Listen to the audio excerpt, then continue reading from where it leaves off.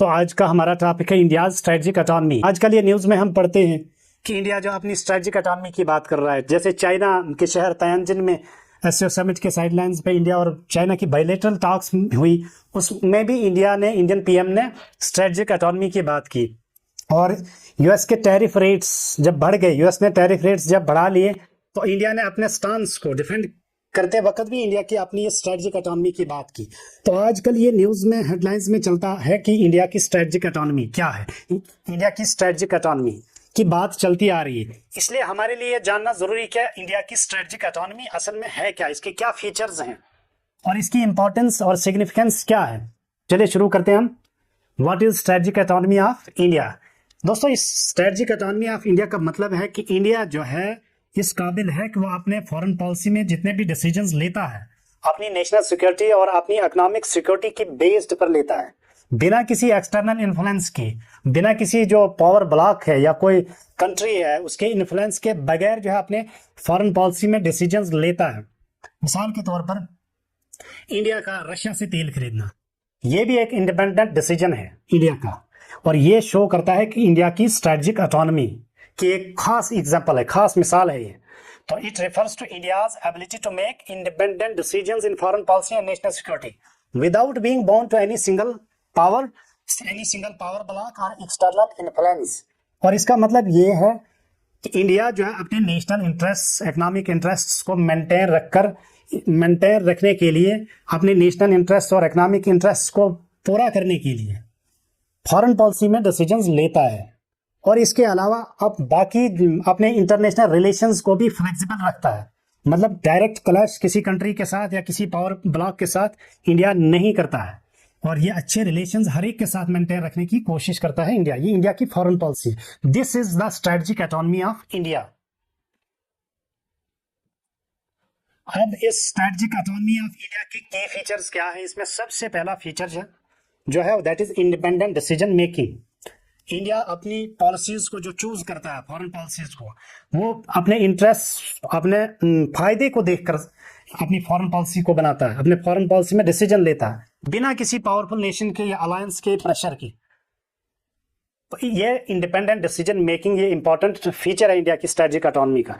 इसके अलावा non alignment legacy.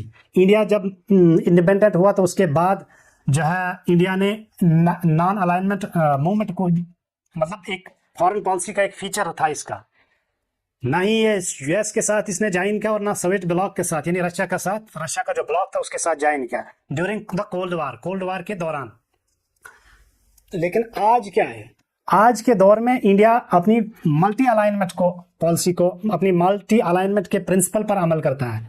India जो है यूएस के साथ, रशिया के साथ, यूरोपियन यूनियन, जापान, आसियान, हर ग्रुप और हर कंट्री और हर ब्लॉक के साथ अपने टाइज जो है मेंटेन रखता है, अपने रिलेशंस रखता है बिना किसी 100% सपोर्ट के।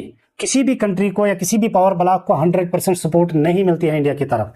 दैट इज मल्टी अलाइनमेंट, यही है मल्टी अलाइनमेंट। इसके अलावा इश्यू बेस्ड पार्टनरशिप है इंडिया की। इंडिया जब किसी के साथ कोलैबोरेट करता है, किसी के साथ पार्टनरशिप करता है, टाइज को मजबूत करता है, that is based on issue. वो किसी इशू या किसी interest, economic interest, national interest के बुनियाद पर होता है। बिना किसी इंटरेस्ट के, बिना किसी इशू के इंडिया जो है किसी के साथ जो है अपना टाई अप नहीं करता है। फॉर एग्जाम्पल डिफेंस रशिया के साथ, टेक्नोलॉजी में यूएस के साथ, और एनर्जी सेक्टर में मिडल ईस्ट के साथ इंडिया के टाई अप्स हैं। तो that is issue based partnership और मल्टी अलाइनमेंट। इसके अलावा सिक्स्थ इंपॉर्टेंट जो है फीचर है that is self reliance goal. India का अपना एक गोल है, अपना एक एम्बिशन है, ये हर सेक्टर में सेल्फ रिलायंट होना चाहता है, और इसीलिए आत्मनिर्भर भारत स्कीम जो है इंडिया चला रहा, that is for the goal of achieving self reliance in every sector. चाहे डिफेंस की बात करें, इकोनॉमी की बात करें या टेक्नोलॉजी की बात करें, हर सेक्टर में इंडिया जो है कोशिश कर रहा है कि वो सेल्फ रिलायंट हो जाए। This is the sixth important feature of India strategic economy. इसके अलावा एग्जांपल्स देखेंगे स्ट्रेटेजिक इकोनॉमी की, तो डिफेंस में हमने देखा कि रशिया से वेपन्स खरीदता है। अच्छा, इसके अलावा यूएस के साथ क्वाड ग्रुपिंग में पार्टिसिपेट करता है। इसके नेक्स्ट जो है एनर्जी सेक्टर में आप देखें, रशिया से तेल खरीदता है। डिस्पाइट वेस्टर्न सैंक्शंस के बावजूद इंडिया जो है रशिया से तेल खरीदता है। पीएम मोदी ने यूएस को कहा that is in the interest of our national security and in the interest of our economic necessity, economic security.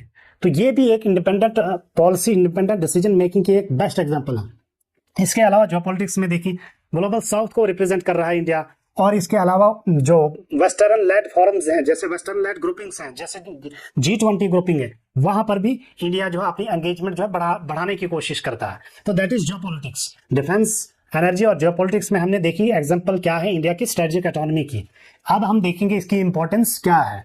यह हमारी सॉवरेनिटी और पॉलिसी इंडिपेंडेंस को सपोर्ट करता है, उसे प्रिजर्व करता है। इसके अलावा एक ग्लोबल पॉलिटिक्स में एक लिवरेज मिलती है, फायदा मिलता है इंडिया को कि हर कंट्री के साथ उसके अच्छे रिलेशंस हैं। तो जब भी जिस कंट्री की हमें जरूरत पड़ती है तो उस कंट्री से हम वो अपने ताल्लुकात बढ़ाकर जो है उससे फायदा ले सकते हैं। That is leverage in global politics. इसके अलावा it allows India to balance between major powers. बड़ी बड़ी पावर्स जो है, चाहे वो रशिया हो, चाइना हो या US हो, उनके बीच में एक बैलेंस को क्रिएट करता है। इंडिया की ये जो स्ट्रेटेजिक ऑटोनॉमी है, इसकी वजह से एक बैलेंस जो है ये बड़ी बड़ी ग्लोबल पावर्स के बीच में मेंटेन हो जाता है। तो ये हमने आज के इस वीडियो सेशन में देखा कि इंडिया की स्ट्रेटेजिक ऑटोनॉमी क्या है, इसके फीचर्स क्या है, और इसकी एग्जांपल्स भी हमने देखी, और लास्ट पर हमने देखा कि इसकी इंपॉर्टेंस क्या है। तो आज के इस वीडियो सेशन में इतना ही। मिलते हैं अगली वीडियो में, तब तक के लिए खुदा।